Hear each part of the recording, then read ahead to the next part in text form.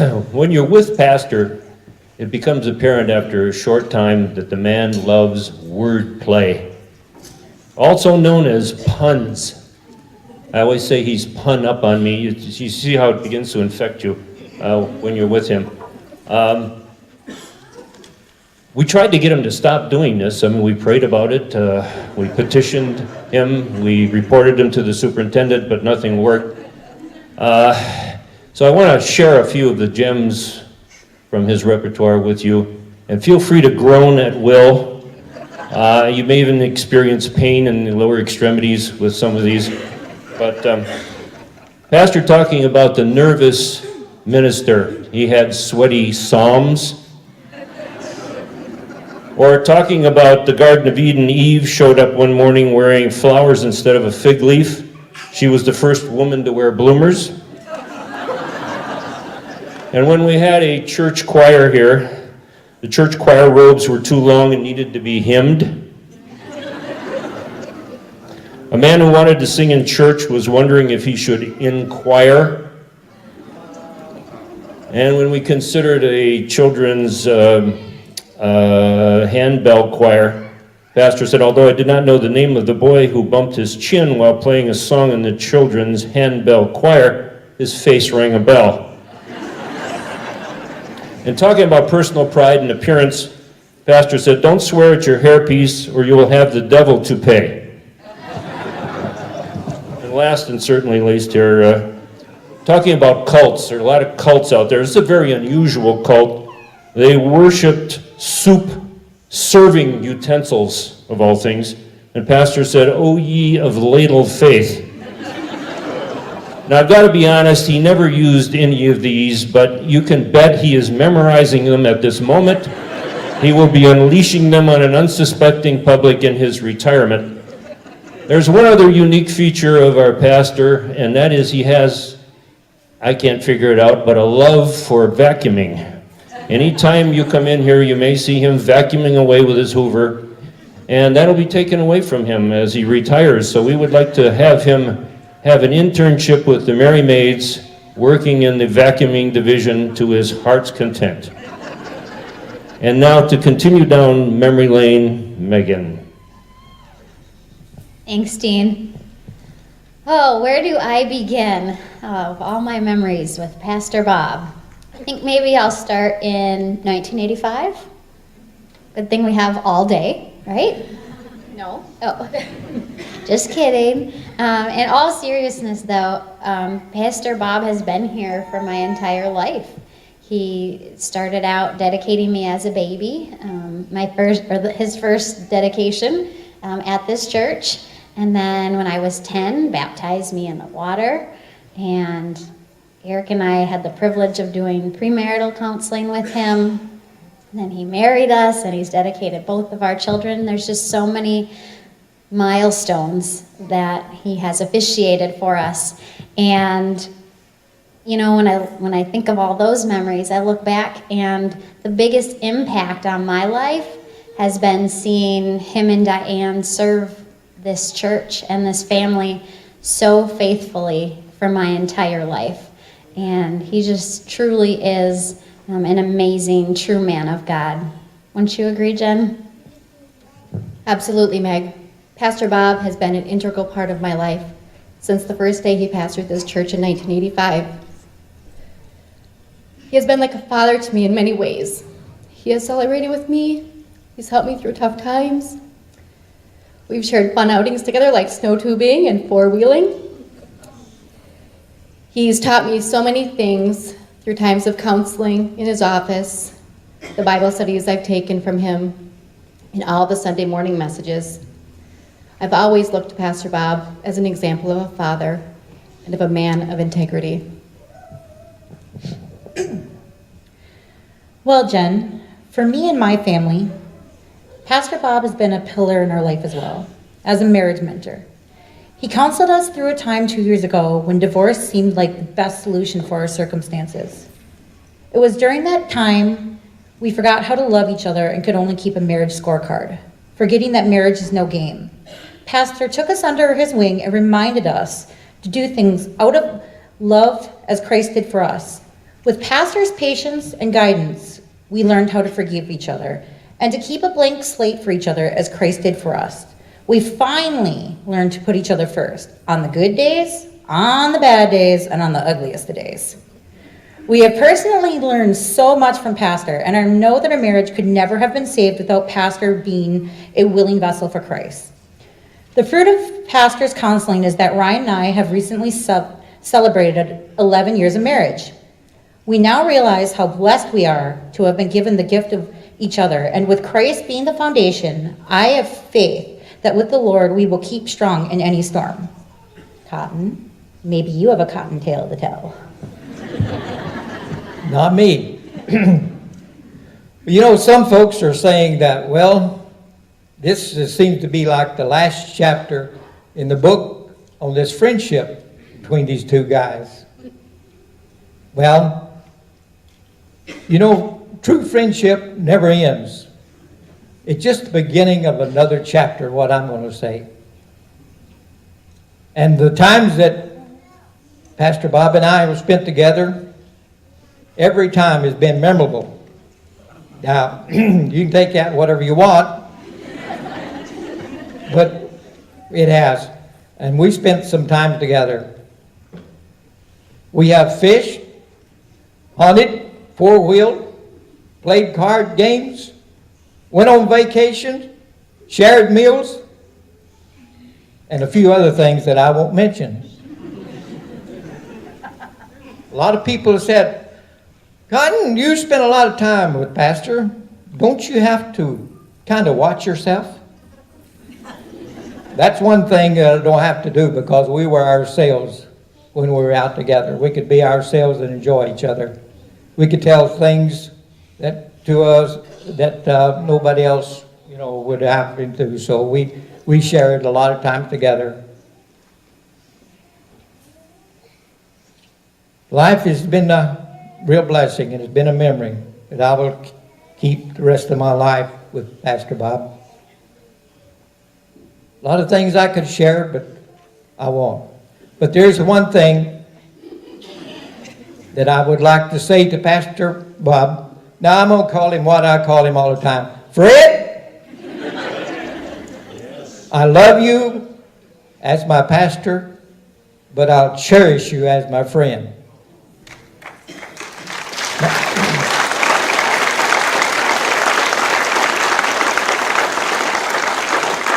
But before I go out, there is one maybe little trip that I might like to tell you about. We went fishing one time. But you know what I think I'm going to let Roz and Rick tell you.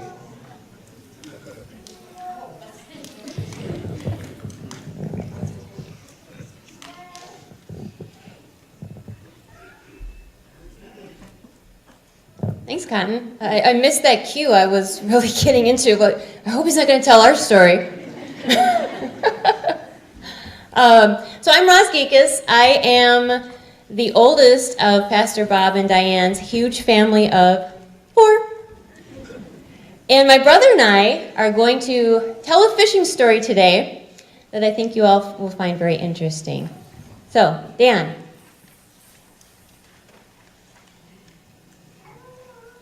He's not here. Those of you that know my brother, he's late sometimes. He tends to be fashionably late, and this time, it's so late it will be tomorrow that he will be here. Personally, I think he just didn't want to be up here, but that's okay. But the show must go on. We're flexible. And so we have a stand-in all the way from Grand Rapids, and we searched high and low to be Dan for the next 5 to 10 minutes. Now, it's hard to imitate my brother, right? He has his own mannerisms. So we tried really hard, and we focused on the hair. And so I think we nailed it. So Dan, for 5 minutes, please come up.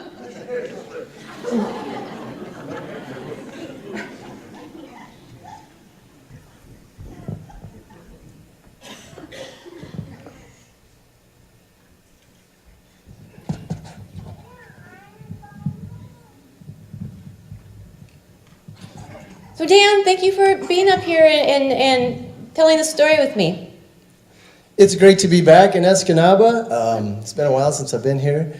Sis, nice to see you again. And I think I've lost some of the Yooper accent, though.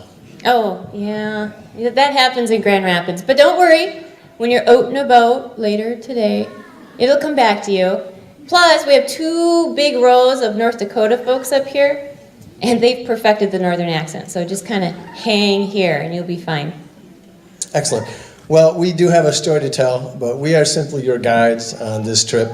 The 2 heroes of this story are here in this congregation with us. So if we can have Pastor Bob, or Dad, for 5 minutes. Dad, could you come up here? And Cotton, could you come up here and just have a seat right over here? Right there, just have a seat. Yeah, I was going to say, let's get that out of the way. I'll take care of it. You get a front row seat, so you have to look back and see what we're up to. So we're letting the grandkids get some very important things that are necessary for this story.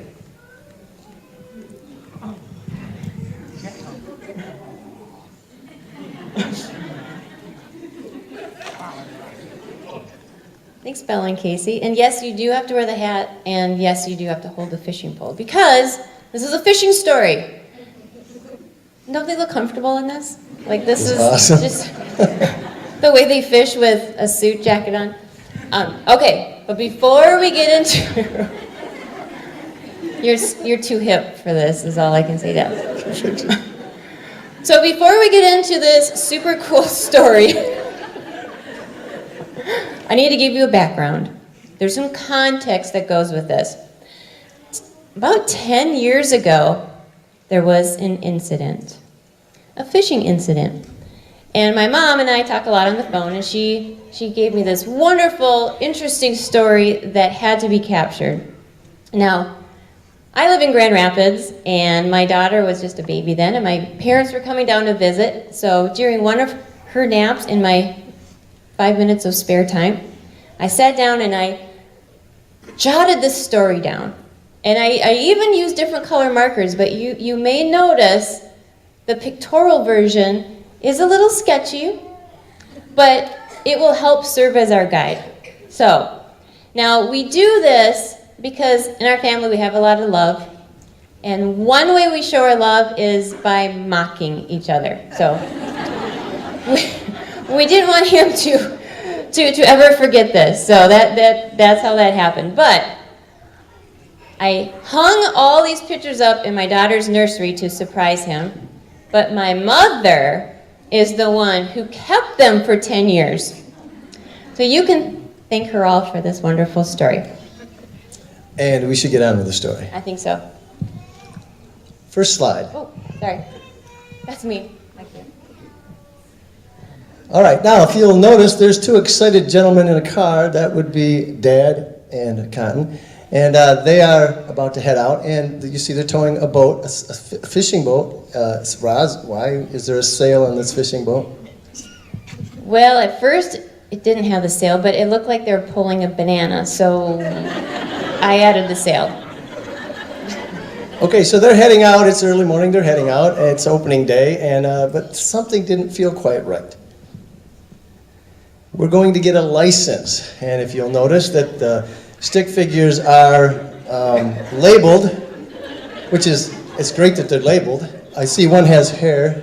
Yeah, well, okay, they're not all labeled, so there's a little bit of a code in my drawings, apparently, that whoever has the most hair gets the hair in the picture. So, sorry, Cotton. I especially like the pose.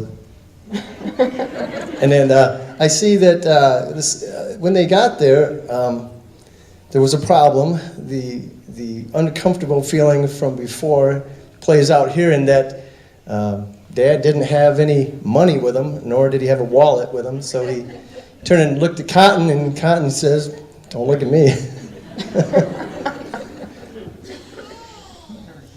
Okay.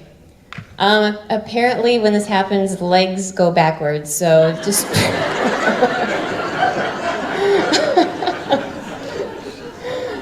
Well, they needed to get a fishing license, right? So any legal fisherman knows that's the way you do it. But of course, you couldn't drive all the way back home. That was far too much. You would miss time fishing. So they searched for the nearest town, and Gladstone was it. Now, they had to mooch some money off somebody. And does anyone remember? Do either of you remember who borrowed you this money? We just want to make sure they paid you back. Because he might be moving. At this point, they're just a couple of homeless guys with no ID and no money. Exactly. But they did get their money, and they moved on. Whoops. I went the wrong way. All right. So they have their money, getting their license, number 2, and they were successful. At this point, they go out onto the road and they were hopeful until they saw the opening day traffic. And apparently, let's see, is that the way you spell walleye? Wally? Walleye? Oh, Walleye? I didn't have dictionary.com back then. Give me a break. Okay, and cars on the road, all of them now have sailboats. It's opening day, they're excited, they're in traffic, and apparently when the road turns, everything turns upside down.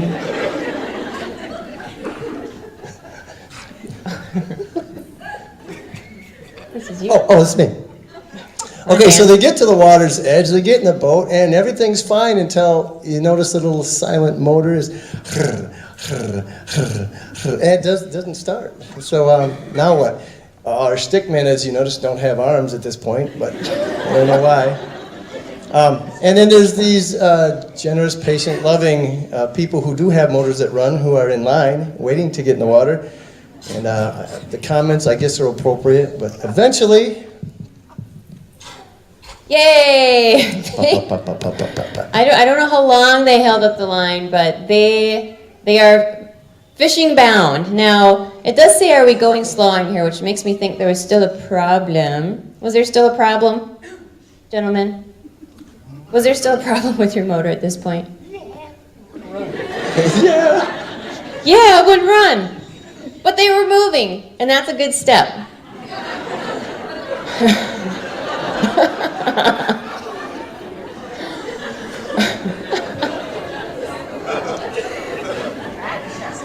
I almost don't have to say anything.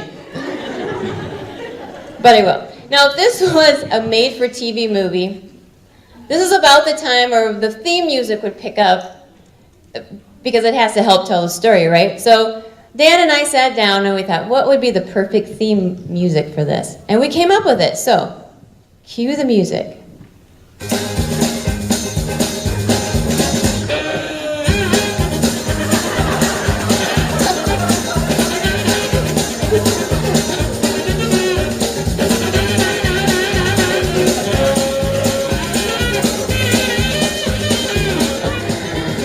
All right.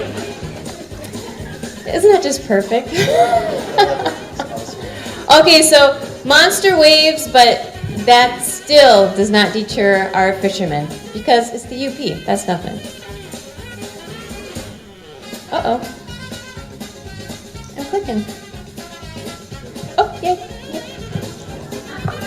Okay, so this, over the years, is where the story gets a little fuzzy. I know these experienced fishermen know the lake and the waters up here, but somehow they left the waves and negotiated the waves. They got out of that trouble, and then they ended up on rocks. Could either one of you tell us how this might have ended your trip with these rocks? Not good. We lost 2 anchors in one fishing trip. Anchored in the rocks. Anchored in the rocks. And did we injure a motor? What? Did the motor get injured? Probably. That's awesome. So whose motor was it that got damaged? Mine. Was it the prop? What? The prop? Did it wreck the prop? No. Wasn't too expensive. So did this end your trip? Was this a time we sank the boat? All right, apparently that's going to stay a mystery, but this, they ended up on rocks, and that fishing trip was over. Yeah. Now we're back home, and Mom, you'll see she's labeled there because she has hair. Oh, well, yeah, she has more hair than Dad, so she gets the hair in this picture. So Dad is there without a smile, without fish. I guess that's where it ends. And without hair. That's a sad ending. That's why he gets the Thunder Club. That's pretty much the end of the story. But there's more. But wait, there's more. Now, And now for the rest of the story. exactly. Now, my dad kind of alluded to it and kind of gave it away. But there was another fishing trip that was so awesome that it warranted one more picture. So, completely different trip with a completely different ending. Another fishing trip. Now you'll notice that, I don't know if any of you have not heard the story, but you'll notice that this time the boat with a sail on it, that's a fishing boat, is half underwater. It's because they were out, and apparently experienced fishermen know that if you go really fast in reverse, that the boat takes on water. And if it takes on enough water, it sinks. And they did that. They sank the boat. Now the fishermen are in swimming with the fishes, and apparently what happened? Somebody...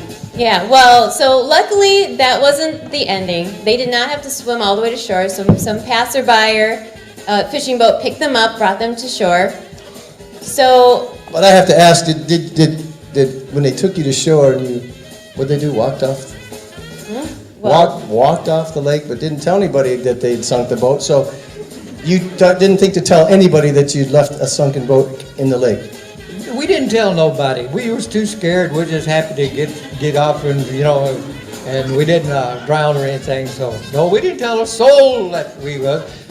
And that's why they had to Well, so then passerbys came by and saw a sunken boat and no bodies or people, so they alerted the police search and rescue team, who put a helicopter in the air, and they were searching for these guys. Yeah. They were looking for survivors, and here they are. Yay! 2 survivors. And I just have to ask, did you catch any fish on that trip? No, but they were big. No, and we lost a lot of equipment. And that's the story? That's the story.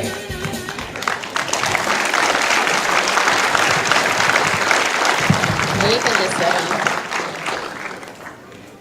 So this is kind of our legendary story. So feel free to pass it on for generations, right? But we do know one thing. My dad is retiring, but he will never retire his love of fishing and his love of camaraderie from Cotton and a number of other people in this room. I know that is really important to him. So we're going to switch gears just a bit. And Dad, I need you to come up here. No props this time. In fact, you get to sit in this nice chairs.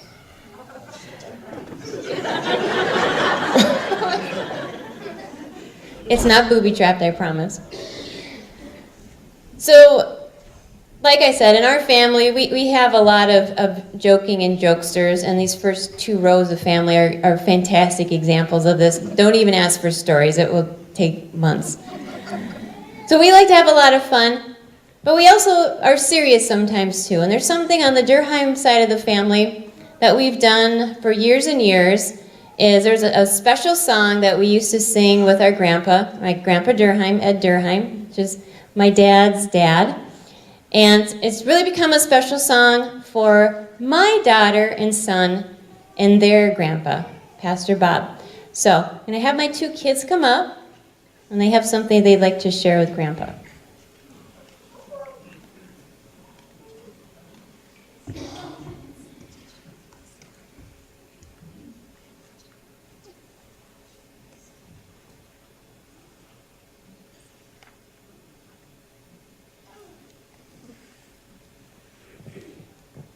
All right, you might only hear one voice, but there's 2 in spirit.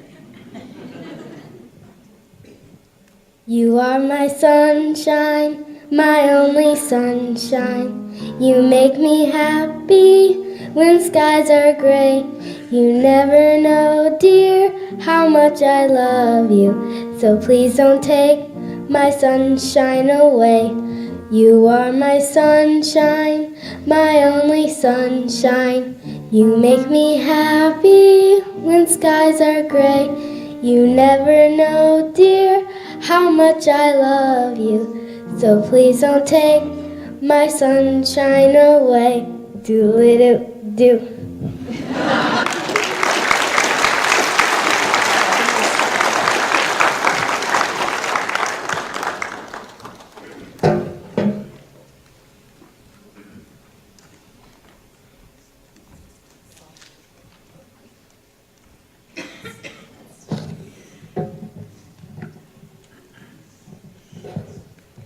Thank you, Roz and Dan. That was awesome. Okay, Pastor. We have received some of the district, from the district, personal acknowledgement for your 30 years of service and at New Life. So we do have letters or notes from Larry Leby, District Superintendent, Rich Lemberg, who was here, District Secretary, Galen Hendrickson, District Missions Director, and Mark Kilcoyne, Overseer of BGMC, and I will give those acknowledgments later to you. So we have a bubble gum machine up here, and this is kind of to close this time. 10 years ago, Pastor Bob was featured in the lifestyles of our daily press. And on the very bottom right-hand corner, facing, it would be looking towards you if you were looking at it. There's a picture of a gumball at the very bottom. And the article states, and actually we do have Pastor Bob, not only known as our pastor, but also the gumball man. So I'm going to read what was in the article. Reverend Durheim was found a way to encourage even the shyest of Sunday school students to come and get acquainted. The gumball machine is always full and kids line up every Sunday to get a gumball and to shake hands with their pastor. One member of the congregation drew this cartoon caricature of the gumball man, and I don't know who, Diane or Pastor, do you know who drew this? Who? Nobody knows? I know it's Ashley. I can't think of the name. Okay, I know it's Ashley, but I didn't know if it was what Ashley it was. So, but anyway, so thank you, Pastor, for touching the lives of our children. And nothing has changed. You are still the giver of gumballs, and we do truly appreciate that. You have touched the lives of many young kids, and I know there's a lot of older kids out there that remember receiving a gumball from Pastor. So, in honor of this great tradition, we would love to see you, Pastor, for the last time to take the place of the gumball machine.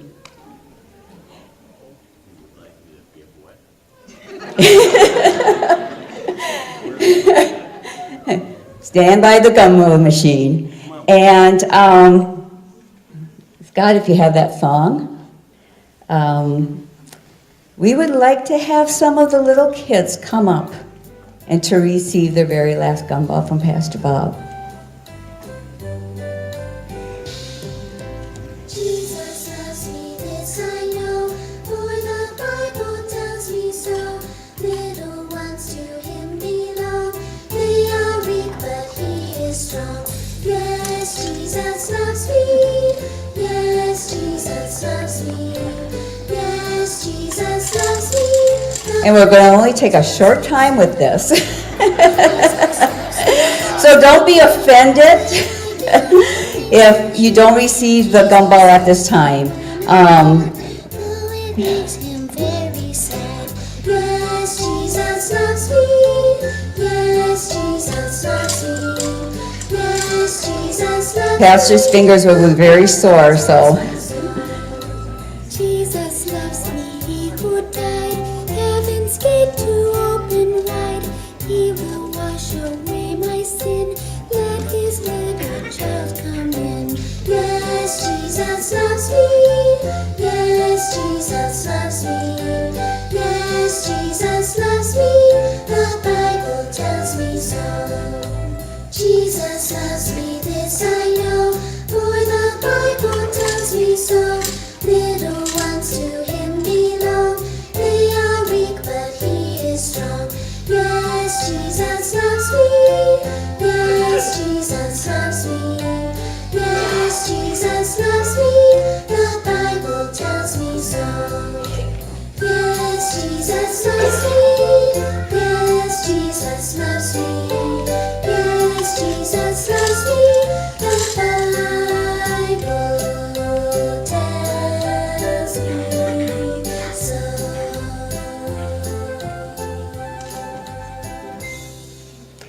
Okay, as we close this time of tribute, really appreciate Roz and Dan for the great story, and Bella and Casey for the wonderful song. And for all of you who have come out to show your appreciation and your dedication to Pastor during this time.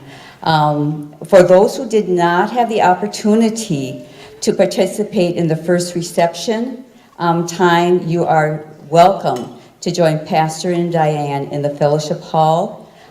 Just a reminder to keep your children close to you, and as you leave, if you could use the back doors rather than the side doors, that would be muchly appreciated. So thank you, Pastor, for being our pastor and putting up with us. And as a congregation, I think we all have our hearts are filled with gratitude for you and Diane. So thank you very much. And you are dismissed.